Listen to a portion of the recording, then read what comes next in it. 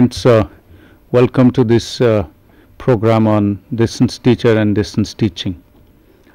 We will more specifically look at what do we mean by distance teaching. Of course, you have must have read about this much earlier, but you could refresh on some of the important points that could be considered as a distance teaching. But more importantly, we will look at who could be called a distance teacher. So this program is all about distance teacher and distance teaching. If you look at the first transparency, you already know that distance education has passed through almost 5 generations, technologically speaking. Distance education could be defined very differently, as you must have read in some of the course materials, especially ES 311, defined by varieties of scholars, distance educators, and more specifically the definition and the theory given by Professor Michael Moore on transactional distance. But look at the generations of distance education, starting from correspondence education, proceeding towards multiple or mass media education, where it could be called as a industrialized process of teaching and learning, where radio, television would be dominating, and audio and video, of course, would be coming in. A third stage, telelearning, conferencing bed. It could be computer conferencing, it could be teleconferencing, audio conferencing, and video conferencing. So it was largely conferencing based, though all through the print still remains the master medium. In fact, some of the universities, including, say, for instance, Central Radio and Television University in China, would go for television based telecast or broadcast based programs, and print would still subsumed as a smaller role, and television interaction live as well as discussion in the class, as they call, would form the basic process of teaching and learning at a distance. The fourth stage is flexible learning, whereby lot of developments on the web, on the net, would be brought in. Synchronous, asynchronous communication, online interaction, and basically dealing with a transformative learning called constructivist learning, that every student would be provided pathways to construct one's own meaning derived from the content and other kinds of interactions that are being provided, or even through self-reflection from the student. Finally, you would see in the transparency that the final stage today is intelligent flexible learning, that this is an automated technological response to all kinds of questions that are raised by students, which are basically academic based, technology based, management based, problem based. Any kind of personal problems could also be addressed through technology. So it is an intelligent flexible learning, an automated response to different kinds of clients sitting at a distance, but getting the response from the single source. So if a university has got 10,000 students, and each student decides to study each course through a different methodology, one through face-to-face, second through distance learning, third online, and fourth maybe community-based project, and fit totally independently by oneself without help, support from any mentor. All kinds of possibilities would be addressed by the university. So this is an intelligent, flexible, automated response, and therefore the entire university system is geared towards that.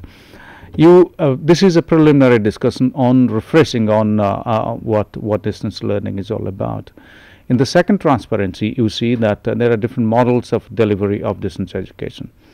Examination preparation model, for instance, University of London, long back they started. The first one is examination preparation model. The second is correspondence education model. Third, group distance education model.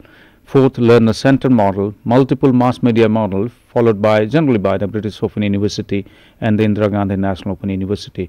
Network based distance education model, Germany, State University of New York, Panda University in Germany. Technological extended classroom, which could be called basically a distributed learning, a technological enhancement of the same classroom and maintaining equal quality, say for instance University of Maryland, University College, USA. And finally, the virtual university model, say University of Phoenix Online, is one of the finest examples of that. These models tell us that there are varieties of different ways that distance education is organized, delivered, is implemented, and therefore all these models will tell us that different ways that people who are be working within this system, whatever the irrespective of the model, they go on doing certain tasks which are common to them, and there are certain tasks which are specific to different models. The common tasks that you will find, if you look at distance teaching learning, that they are certainly doing what is called two-way mediated communication. They would bring in technology including print to mediate what they would like to teach. Or in other words, technology will be mediating to facilitate student learning. In any case, unless it is a synchronous communication like teleconferencing, or if you are having a chat in an online platform or using a Yahoo group for chatting, for instance, there is synchronization. So the communication is synchronous. Other than that, most of distance learning assumes or happens through a pre-produced course. That simply means that print, audio, video, all kinds of multiple media resources, learning resources and procedures are predetermined and pre-decided and pre-produced before learning takes place, and therefore teaching precedes learning. Third, you will find it's a guided didactic conversation. The conversation that happens through step-by-step process is certainly guided. Guided, it could be a self-direction by the students themselves, or it could be guided by the mentor. If it is a self-learning print material, for instance, then it will be the print itself will be guiding the students step by step. And there is a need for a mentor in the study center, for instance, or online interaction. There is an e-moderator. Everybody is guiding, is mentoring, and there is a didactic conversation going on, dialogue going on between students, between mentor and students, between tutor and students, and so on and so forth, and between the learning resources and students themselves. This could also be called, as you have seen, industrialized system of education. There's mass production, division of labor, specialization, line management, quality assurance, quality control, as they would say in the industrialized system, marketing, and so on and so forth. All kinds of industrialized system in a mass education. This is a team teaching, and therefore specialized people joining in a team that will see little after are involved in this. And therefore the distance, if they are defined in distance education, would be defined in three terms: dialogue, structure, and independence. Dialogue, the more you reduce structure, the more you increase dialogue, more you increase independence. So if you reduce structure, you are enhancing independence, and if you are bringing in two-way synchronous communication, and you are increasing dialogue. So therefore, if a teleconferencing program, for instance, is unstructured, it is open-ended, and it is synchronous, it would be the least distance for the students. In an open classroom, for instance, I said open classroom in the sense that where open learning is provided, that in a classroom teachers and students are available, but they have followed a kind of curriculum whereby students are free to choose their pathways, to choose their content, to choose their methodology, assessment strategies, and so on and so forth, in their own pace of learning. In that situation, for instance, distance will be much less. And maybe in the same classroom, if all these things do not happen and the teachers go on lecturing and the students go on listening, then there might be a possibility of long distance. So let us see the kinds of people that are involved in distance education. You see in the transparency, varieties of people are involved, because unlike a classroom teacher who goes to the classroom with the help of a curriculum, textbook, period of study, or the timetable, and with the help of students, the teacher would be in fact translating the curriculum, explaining the curriculum to the students. A single teacher fully responsible to whatever teaching learning happens, and learning is also a responsibility of the teacher in the sense that teacher goes on assessing and providing feedback and trying to facilitate that every next time the learning of the students increases. But in distance education, when a team is involved, you will see in the transparency that there are administrators, there are faculty, technical and professional staff, non-teaching staff, writers, editors, script writers, audio and video producers, multimedia designers, instructional designers, study center coordinators, counselors, tutors, evaluators, study center support staff, researchers, evaluators. All kinds of people are involved, and they have a specific role to play, and they are specialized people, and everybody has a role to contribute to what is called distance teaching, or in other words, to contribute to facilitating your learning. So therefore, distance teaching is a team teaching, and everybody has a precise responsibility. So therefore, let us look at that. If all these people are involved, who could be called as a distance teacher? Now let us look at three kinds of developments that you see on the transparency, three kinds of developments that have taken place of late. That there have been tremendous developments in broadcasting, there have been tremendous developments in telecommunications, and there have been tremendous developments in computing. So all these three kinds of people who are now playing a major role in distance teaching and learning, because distance teaching has gone much beyond to net-based learning or mediated communication through the internet, and beyond Web 1.0 to Web 2.0. And when Web 2.0 has come in, a lot of social technologies have come in, lot of social software based technologies which are open source based, they have come in. So therefore, broadcasting, telecommunication and computing, they have joined together to what is called mediated distance teaching today. That is the latest, the convergence of broadcasting, computing and telecommunications. Now you see one kind of development which you see on your transparency, social networking. This is distributed, this is participatory, this is collaborative, this is open, this is student center, this is constructivist. Therefore, a lot of social learning is involved in this, both individual learning and group learning contributing to enhancement of social learning. Learning negotiated in social contexts, one's own understanding and meaning negotiated in groups with the help of students, with the help of peers, with the help of other members in work situations, in family, and so on and so forth. If you look at the transparency, there are a lot of social software, open educational resources and social networking available. What are these technologies? Blogs, mob blogs, wikis, podcast, RSS feeds, search engines, mobile learning, and search engines. There are a lot of competition going on today. Mobile learning, intelligent publishing, and so on and so forth. And the communication over internet protocol, CIP, combining text, video, voice. All these three, and internet can connect to cell phones, to PDAs, and to computers. All this combining together is providing a different kind of platform on the internet today, whereby the software, the educational resources are open. They are socially available, they are free of cost, provided one has broadband internet to access them. So therefore, social networking and social networking technologies are available today.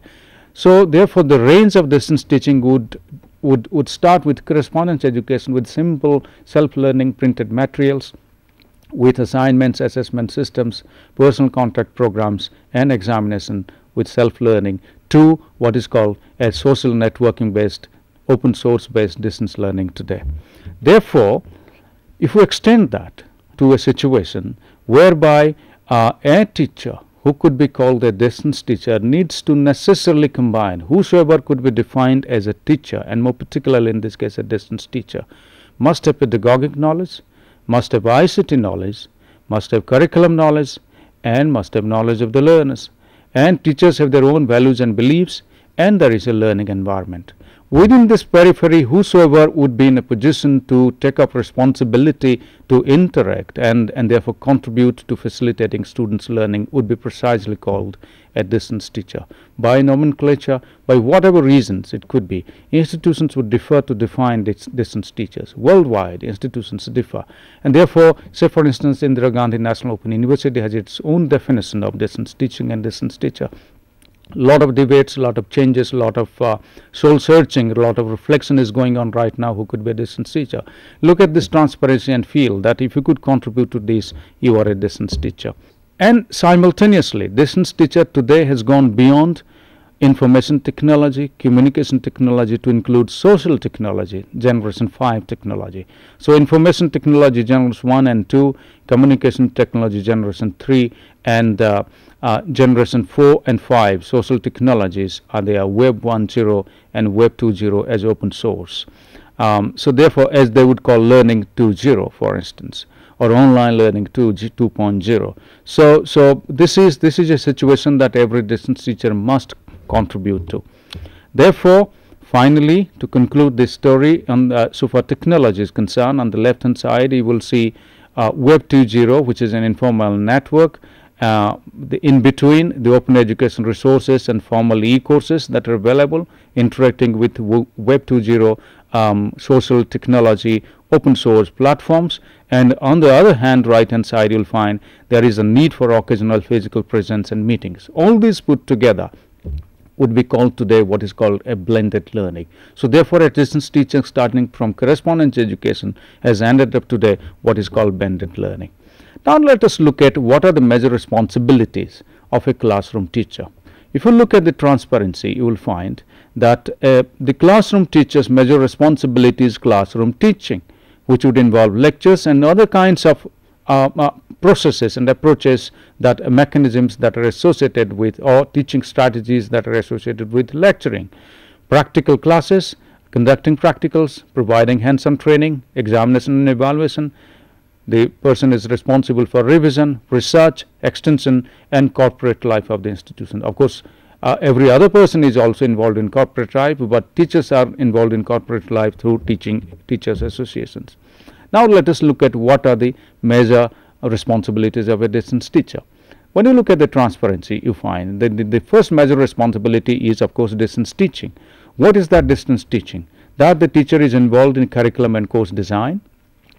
We have a process of modularity and credit-based curriculum and course design, in course development, facilitating course development, contributing to course development, institutional delivery, written, instructional delivery and instructional transaction, including counseling, maintenance and revision of courses and programs, program evaluation, research, it could be discipline-based and systemic, training, extension, and so also corporate life of the institution. So therefore, you would see the basic difference between a classroom teacher and a distance teacher lies in the way they would like to teach. The student is the same. Of course, in distance teaching, student studies at a distance by self-learning, by self-direction, and in classroom teaching, a student comes to the classroom. Therefore, the teachers also come to the classroom. In distance teaching, a distance teacher could be at any place. That doesn't necessarily mean that the distance teaching is sitting under the sky somewhere and teaching.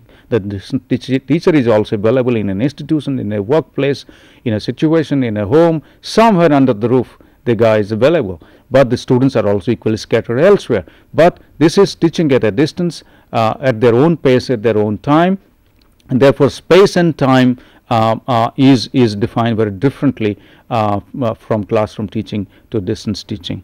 You find in the transparency. Now look at the transparency. You see that the distance teacher must have the subject knowledge, must have the language skills and communication skills, must be part of instructional design and pedagogy, must be able to design one's own course, and therefore one must have mastery over how a course is designed, in a way saying that how a course has to be taught to facilitate student learning, must have knowledge of educational media and mediated teaching, must be associated with production of materials, especially copy editing, proofreading, graphics, copyright. These are now the responsibility of a distance teacher. These are all associated with development of learning resources.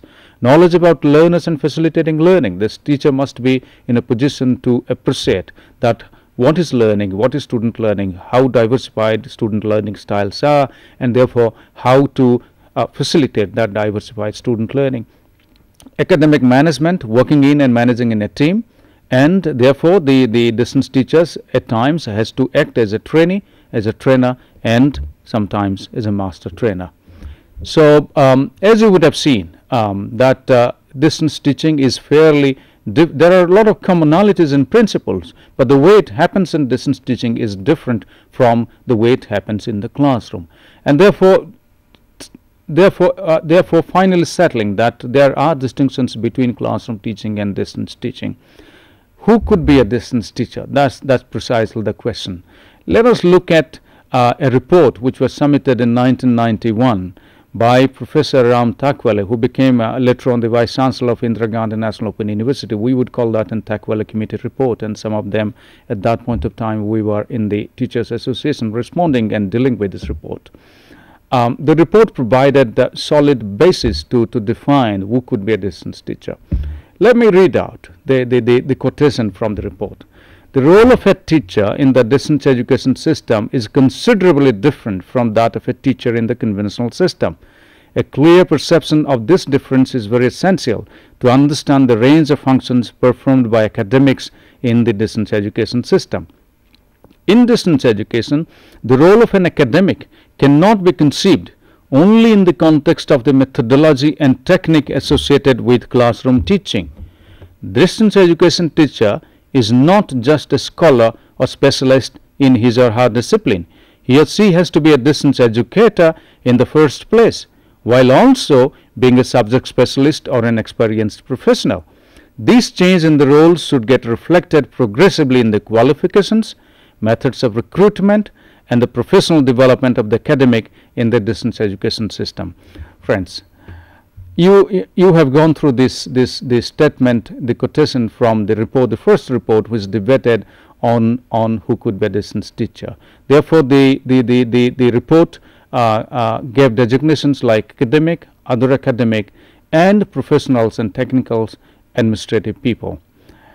Those who are in a position to get involved in what is called distance teaching would be called as a distance teacher, and who would have subject specialization, who would have knowledge about methodologies, and who would be, of course, experienced professional. And but the report said that they must have requisite qualifications, and the methods of recruitment should spell out that it is for teachers, and the professional development, they would go through a continuing professional development meant for teachers. Now, let us look at what are the tasks that the Takwila Committee report jotted down for a distance teacher. Preparation of courses and programs, maintenance of courses, revision of courses, and revised edition of courses. These are precisely the tasks that a distance teacher would do.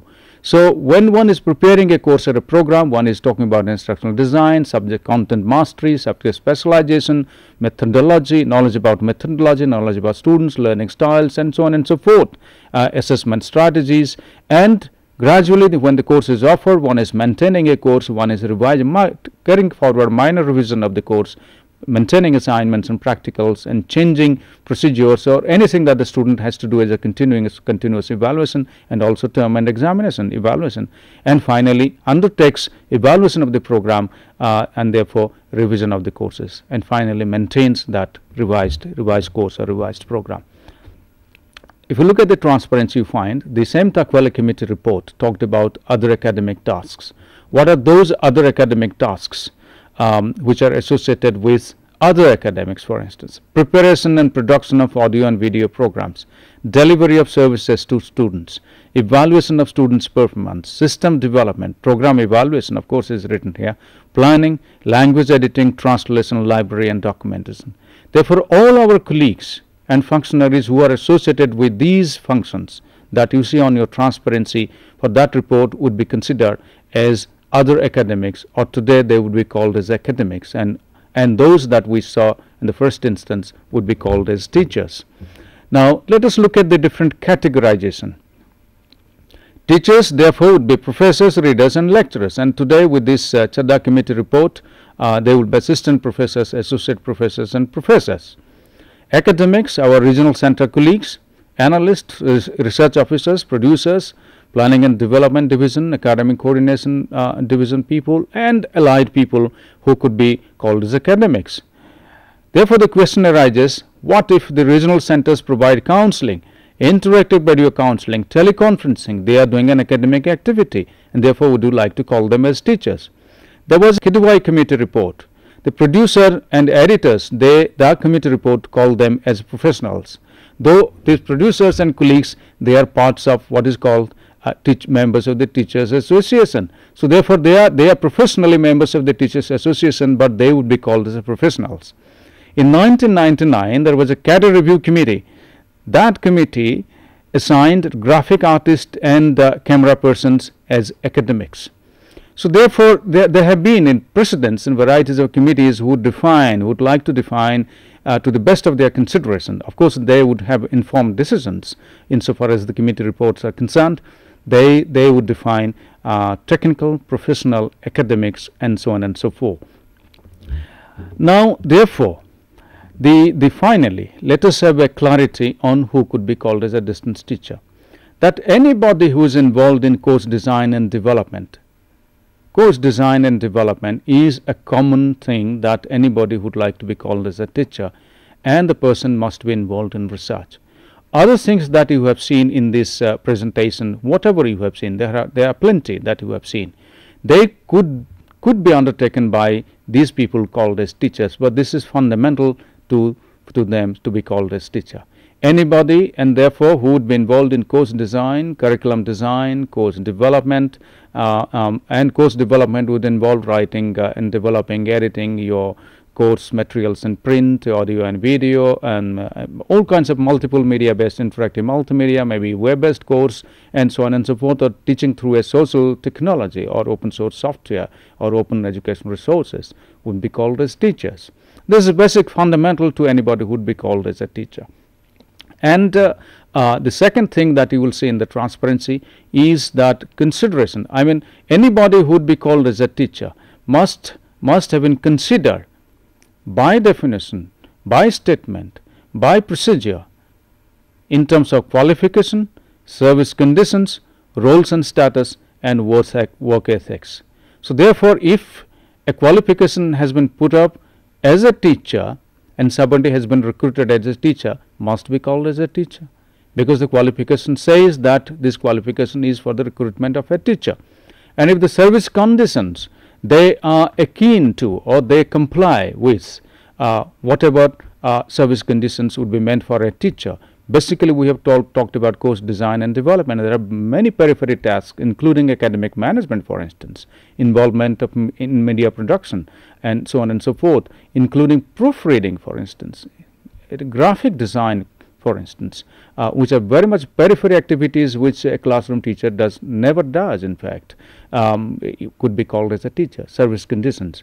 Roles and status must be specifically defined, and finally the work ethics. And there must be work ethics or professional ethics available, at least a work ethics available within which the teacher has to function. And therefore, if the teacher is functioning within that and there are work ethics available for different varieties of professionals involved, including teachers involved in distance teaching, if they are specifically attributing to that and they are conforming to those work ethics, could also be jolly well called as teachers. And therefore, friends, that we have seen that distance teaching is basically different from classroom teaching, though the principles of teaching learning remain the same. Here the focus is on students' own learning, so the focus shifts from teaching curriculum centered, content centered, teacher centered teaching to student centered facilitation of student learning, so student centered teaching in a way. So the methodologies, processes, ingredients, time and space involved in teaching and learning would significantly vary from distance teaching to classroom teaching, and they will be basically different. And therefore, those involved in basic parameters of teaching and learning in distance teaching, course design and development, and of course instructional transaction, those who are involved in these are very much distance teachers. But to call others as distance teachers, they must get involved into these processes, and also they must have qualifications and service conditions and roles and status and work ethics which would be similar to or almost similar or almost same as meant for distance teachers. So finally, you take a considered view who could be a distance teacher in your own institution, for instance, or any institution that you are working, and therefore you may come out with your own reflection on who could be a distance teacher. And we have seen in this program what is distance teaching and who could be a distance teacher. I conclude this program saying that we all involved in distance teaching do a lot of tasks which are beyond the definition of teaching and learning, beyond the definition of teaching at least. And but there are certain core activities that could be called as teaching, and any non-core peripheral activities that one does, that will be in addition to those core activities to be called as a distance teacher. Thank you very much.